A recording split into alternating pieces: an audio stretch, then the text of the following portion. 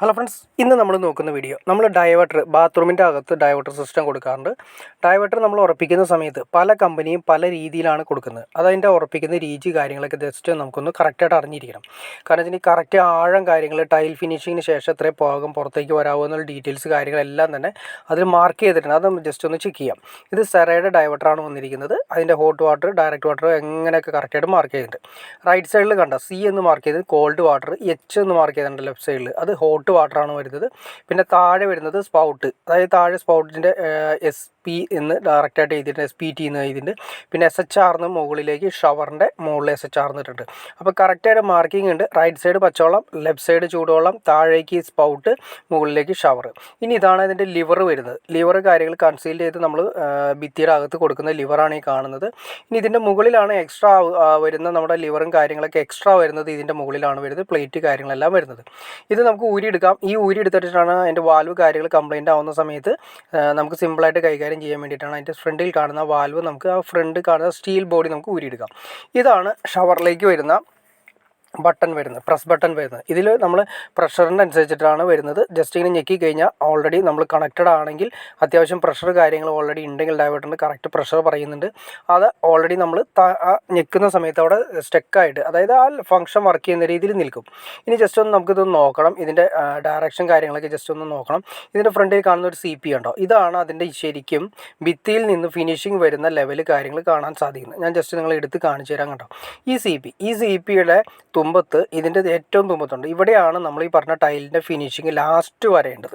അത് കറക്റ്റായിട്ട് നമ്മൾ നോക്കിയിരിക്കണം. കാരണം വെച്ചിട്ടുണ്ടെങ്കിൽ നമ്മൾ ഫ്രണ്ടിൽ നിന്ന് വരുന്ന നമ്മുടെ ബട്ടൺ ഈ പറയുന്ന CPയിൽ ഇടിച്ച് നിൽക്കാൻ സാധ്യതയുണ്ട്. അതാണ് കൂടുതലും വരുന്ന കംപ്ലയിൻറ്റ്. അതായത് നമ്മൾ ഈ പറയുന്ന CPയിൽ ബട്ടൺ ഇടിച്ച് നിൽക്കുന്ന സമയത്ത് അതിൻ്റെ ഫ്രണ്ടിലിടുന്ന പ്ലേറ്റ് ഭിത്തിയോട് അടുക്കാതെ വരും. അതായത് ടൈൽ ഫിനിഷിങ് കഴിയുന്ന അതിൽ അടുക്കാതെ വരും. അതാണ് ഇതിൻ്റെ ഒരു മെയിൻ കംപ്ലയിൻ്റ് ആയിട്ട് വരുന്നത്. അപ്പോൾ അത് ശ്രദ്ധിച്ച് വേണം നമ്മൾ പിടിപ്പിക്കാൻ.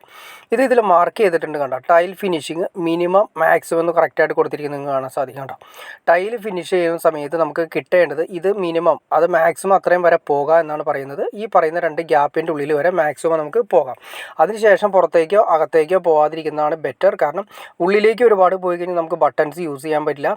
പുറത്തേക്ക് ഒരുപാട് വന്നു കഴിഞ്ഞിട്ടുണ്ടെങ്കിൽ അതിൻ്റെ പ്ലേറ്റ് ഭിത്തിയോട് ചേരുകയുമില്ല. ഇതാണ് അതിൻ്റെ മെയിനായിട്ട് വരുന്ന ഒരു പ്രോബ്ലം. അപ്പോൾ അത് നമ്മൾ കറക്റ്റായിട്ട് ഈ പറയുന്ന മിനിമം മാക്സിമം നോക്കി നമ്മൾ ഫിറ്റ് ചെയ്യുകയാണെങ്കിൽ കറക്റ്റായിട്ട് ഒരു പ്രശ്നമില്ലാതെ ലെവലിൽ കീപ്പ് ചെയ്യാൻ സാധിക്കും.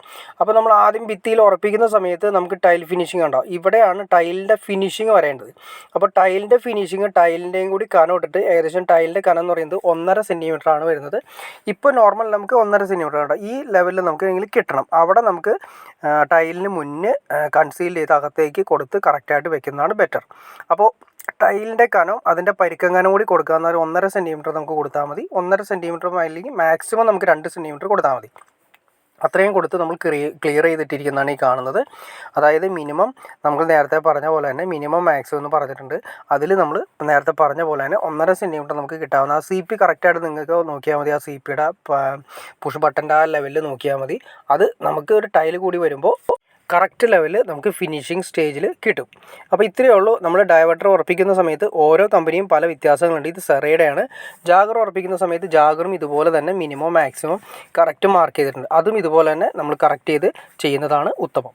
ഇനി എന്തെങ്കിലും ഡൗട്ട്സോ കാര്യങ്ങളോ ഉണ്ടെങ്കിൽ നിങ്ങൾക്ക് തീർച്ചയായിട്ടും കമൻറ്റ് ചെയ്യുക. കമൻറ്റ് ചെയ്താൽ നമുക്ക് അതിനെക്കുറിച്ചിട്ട് ഡിസ്കസ് ചെയ്തതിന് ശേഷം നമുക്ക് വീഡിയോസും കാര്യങ്ങളൊക്കെ ചെയ്യാൻ സാധിക്കുന്നതായിരിക്കും.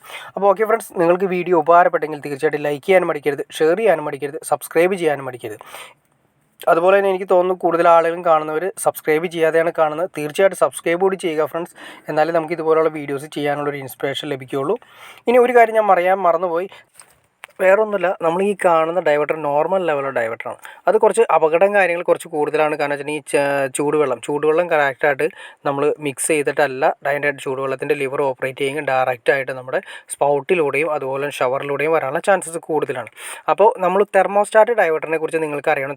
അത് കറക്റ്റ് നമുക്ക് ഈ പറയുന്ന ചൂട് കാര്യങ്ങൾ ഡിഗ്രി സെൽഷ്യസ് ഒക്കെ കാര്യങ്ങൾ സെറ്റ് ചെയ്ത് യൂസ് ചെയ്യാൻ പറ്റുന്ന ടെമ്പറേച്ചർ കറക്റ്റ് സെറ്റ് ചെയ്യാൻ പറ്റുന്ന, അതായത് നമുക്ക് ഉപയോഗിക്കാൻ പറ്റുന്ന തെർമോസ്റ്റാറ്റ് ഡൈവേർട്ടർ ഉണ്ട്. അതിനെക്കുറിച്ച് നിങ്ങൾക്ക് അറിയണമെന്ന് താല്പര്യമുണ്ടെങ്കിൽ നിങ്ങൾ തീർച്ചയായിട്ടും കമൻറ്റ് ചെയ്താൽ മതി. ഇനി അതല്ല, ഞാൻ ഡിസ്ക്രിപ്ഷനിൽ ഞാനൊരു ലിങ്ക് കൂടി കൊടുത്തേക്കാം. നിങ്ങൾക്ക് കയറി ഡീറ്റെയിൽ ആയിട്ട് നോക്കാവുന്നതാണ്. അപ്പോൾ ഓക്കെ ഫ്രണ്ട്സ്, ഒരിക്കൽ കൂടി ഓക്കെ.